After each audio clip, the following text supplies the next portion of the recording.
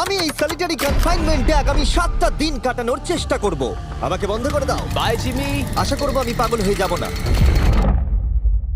আগামী 7টা দিন আমি এই সাউন্ড প্রুফ হোয়াইট রুমে কোনো হিউম্যান কন্ট্যাক্ট এবং কোনো বিনোদন ছাড়াই কাটাবো।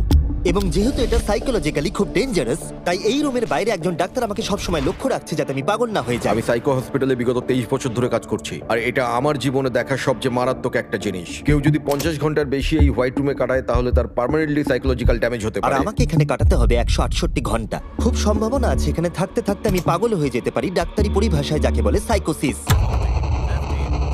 আর বাকিরা আমাকে এটা করতে বারণ করেছে কারণ আমার বড় ক্ষতি হয়ে যেতে পারে। একে 7 দিন জীবন্ত কবর দিয়ে রাখা হয়েছিল। হ্যাঁ। এটা কি ওর থেকেও কঠিন? অনেক কঠিন। ওর কোনো সোশ্যাল কন্ট্যাক্ট নেই। যদি তোমার ব্রেনে কোনো রকম ইনফরমেশনই না ঢোকে তাহলে সেটা তৈরি করবে একটা ক্রেজিনেস, হ্যালুসিনেশন হবে, প্যারানোইয়া হবে। এবং আগামী 1 সপ্তাহের জন্য আমার কাছে যা আছে সেটা হলো একটা ঘুমানোর জন্য বেড, একটা নোটবুক আর একটা পেন, একটা রিফিল